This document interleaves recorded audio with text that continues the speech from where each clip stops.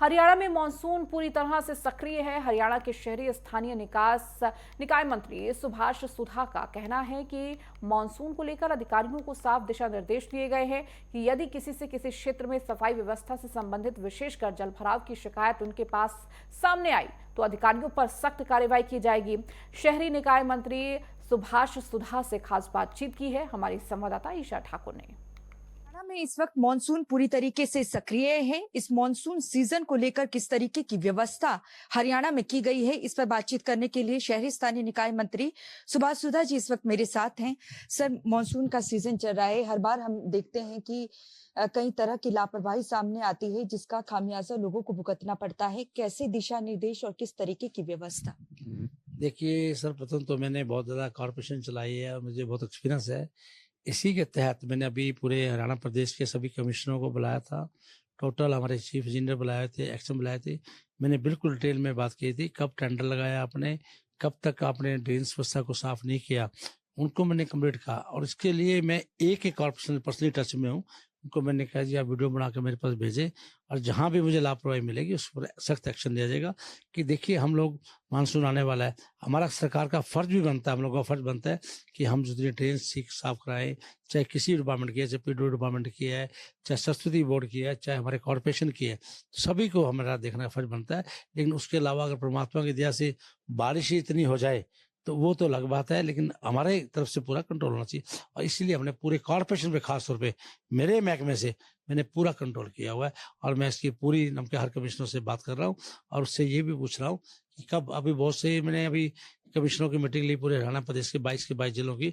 उसके अंदर निकल के आया कि बहुत से टेंडर नहीं लगा चुके थे, तो उन पे मैंने शोकाज नोट दिया। क्यों लगाया आपने टेंडर, जब आपको कहा था कि अप्रैल में आप लिए, मई में ये काम हो जाना चाहिए था। तो मई के बाद जून आ गया, अब मानसून आ गया जुलाई में, अब तक आप टेंडर नहीं लगाया, तो कितना गलत काम किया आपने। तो उनके ऊपर पूरा हमने शोकाज भी नोट दिया है। हो सकता है मेरे पास सभी फाइल आएगी तो मैं उनको हालत में सस्पेंड भी करूंगा। ऐसी व्यवस्था को मैं बर्दाश्त नहीं करूंगा। बिल्कुल मैं चाहता हूँ कि कार्य पूरे ढंग से होना चाहिए। अभी तक कितने अधिकारियों को आप सस्पेंड कर चुके हैं और उसके पीछे की वजह क्या? देखिए, मेरे पास जैसे शिकायत आई है, मैं 15 अधिकारी अभी सस्पेंड हुए। उसके अंदर गुड़गांव के अंदर मेरे को एक करप्शन केस में मिला, मैंने तब उसको किया। एक मेरे को स्वच्छता की लापरवाही के वहां मिला।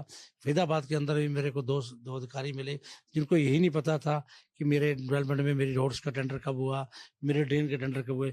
जब उनको नॉलेज ही नहीं है, जो एसी से बाहर ही नहीं आ रहे थे, तो जनता ने उसकी मेरे को कंप्लेंट करी, मैंने वहां पर सस्पेंड किया। अभी यहाँ पर मेरे को एक पंचकुला के अंदर एक 2,000 रुपया रेडी वालों से, 1,900 रुपया रेडी वालों से चार्ज कर रहा था।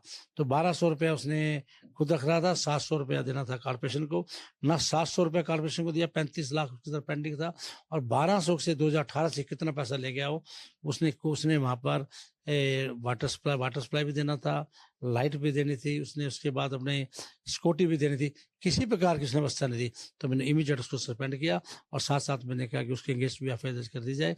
इसी तरह मेरे फरीदाबाद में एक मेरे को कंट्रैक्टर मिला, उसको मैं ब्लैक लिस्ट किया। तो जहाँ भी अम्बाला में मैं गया, अम्बाला में भी एक एक्शन मेरे को मिला, एक्शन और एक जेई, उसकी बहुत से काउंसलर ने शिकायत करी, आम जनता ने उसकी शिकायत करी।